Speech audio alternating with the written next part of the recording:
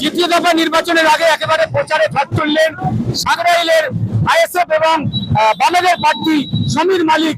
আজ কিন্তু একেবারে সাগরাইলের 3 কপাটি পোল থেকে সুবিশাল র্যালির মধ্য দিয়ে তিনি প্রচার শুরু করছেন এবং সেই প্রচারে উপস্থিত রয়েছেন অভিনেতা এবং নাট্যকার বাদশা মৈত্র, যে ছবি আমরা সরাসরি দেখাচ্ছি। একেবারে দ্বিতীয় দফা প্রচারের শেষ লগ্নে এসে আজ কিন্তু ঝড় তুললেন বামেদের প্রার্থী সমীর মালিক। সুবিশাল র্যালির মধ্য দিয়ে কিন্তু আজকে সেই মিছিল আমরা দেখতে পাচ্ছি এবং সেই মিছিলে মহিলাদের উপস্থিতি একেবারে চোখে পড়ার মতো।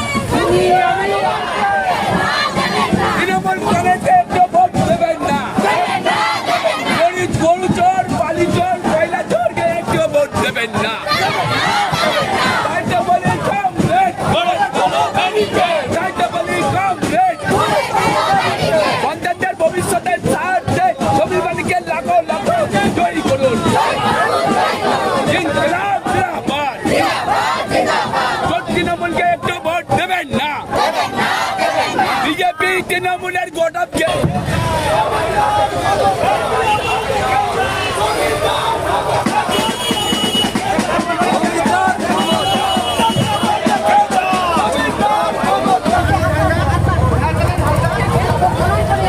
পেছনে মাইকটাকে একটু দূরে পাঠিয়ে দিন। আচ্ছা আচ্ছা আচ্ছা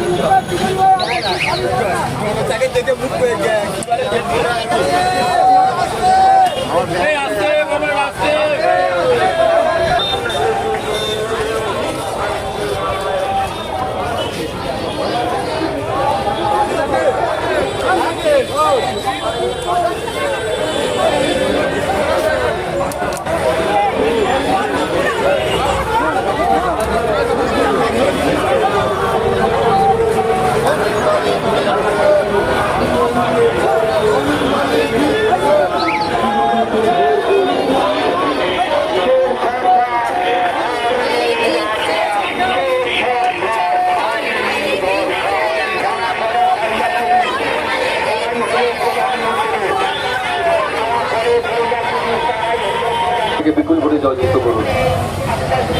পলিটিক্সে ভালো লোককে নিয়ে আসুন, একদম জেতাতে হবে, প্রার্থীর জন্য প্রচার করতে হবে। সঙ্গে থাকবেন।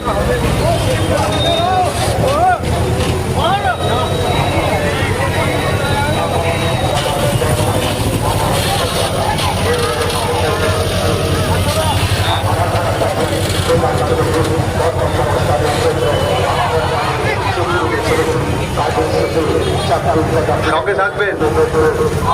4 নম্বর বোতাম কাস্তে হাতুড়ি দ্বারা চিহ্ন। 4 নম্বর বোতাম কাস্তে হাতুড়ি দ্বারা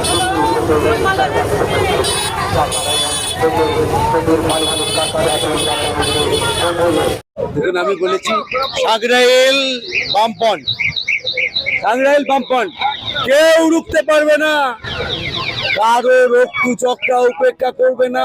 আমাদের কমরেডরা সমস্ত রক্তু চক্ষু উপেক্ষা করে এই বাংলার মাটিতে, সাংরাইলের মাটিতে বাংলাকে বাঁচাতে, বাংলা বাঁচবে, সাংরাইল বাঁচবে। লাল সাংরাইলে আবার ঝড় উঠেছে। আজকে আমাদের পার্টি পলিট ব্যুরোর সদস্য, আমাদের প্রিয় নেতা, এই রাজ্যের সম্পাদক আসার কথা আটকে দিয়েছে প্রশাসন। বিভিন্ন কায়দা করে হয়েছে। রাত্রি 9টার সময় জানানো হচ্ছে পরের দিন সকাল 9টার সময় প্রোগ্রাম হবে, সেটা ক্যান্সেল হয় নাকি? কোনো রিজন ছাড়া ক্যান্সেল করা হয়েছে। তার আগে আমাদের মঞ্চ বাঁধা হয়ে গেছে, তারপরে গিয়ে পুলিশ সেই মঞ্চ খুলিয়েছে। আর কালকে দুপুর 2:30টার সময় এই মিছিলের অনুমোদন পাওয়ার পর এই মিছিলটা দেখে আপনাদের কি মনে হয়? এই রোড শো দেখে কি মনে হয়? আমরা বাম আইএসএফ শক্তি বৃদ্ধি ঘটেছে, বিরোধী হিসাবে আত্মপ্রকাশ করে ফেলেছে, তাই আজকে যা হওয়ার তাই হচ্ছে। এটা স্বরাষ্ট্রমন্ত্রীর ভাষা হওয়া উচিত নয়, তার কারণ এই কথাগুলো বললে হিংসাকে প্রশ্রয় দেওয়া হয়। স্বরাষ্ট্রমন্ত্রীর কাজ হচ্ছে হিংসা যাতে না হয়, যাতে শান্তি বজায় থাকে সে রক্ষা করা। এই জাতীয় মন্তব্য রাজনীতিতে অনভিপ্রেত। বিধানসভায় ফিরবে বলে মনে হয়? দেখুন, আমি এই কথা সবাই জিজ্ঞেস করছেন, আমি সত্যি ওই জ্ঞান আমার নেই, পাণ্ডিত্য নেই। আমি আলাদা করে জেলা ধরে ধরে কোনো বিচার করিনি। আমি একটাই কারণে পথে নেমেছি বা পথে আগেও নেমেছি। আমি মনে করছি যে বামপন্থী সংস্কৃতিতে বড় হয়েছি আমি। রবীন্দ্র সন্ধ্যা, নজরুল সন্ধ্যা, বিজ্ঞান মঞ্চ, যুক্তিবাদী ভাবনা চিন্তা, যুব উৎসব যা যা করে বড় হয়েছি, সেগুলোর বদলে গোটা পশ্চিমবঙ্গে আজকে ডিজে সংস্কৃতি দেখতে পাই, তার বাইরে কিছু নেই। আর তার বাইরে যেটা আছে একটা লোভের সংস্কৃতি।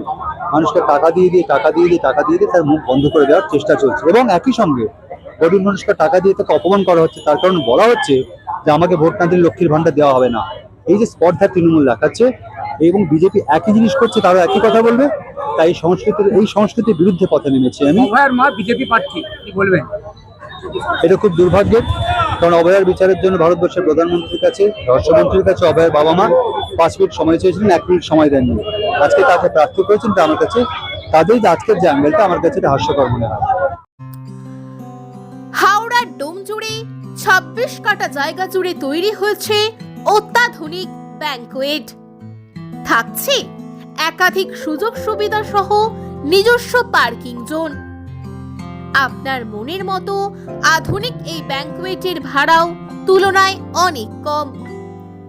তাই বিবাহ, অন্নপ্রাশন, জন্মদিন, অ্যানিভার্সারি, উপনয়ন সহ যে কোনো আনন্দ অনুষ্ঠানে বুক করতে পারেন বাবা পঞ্চানন্দ ব্যাংকুয়েট।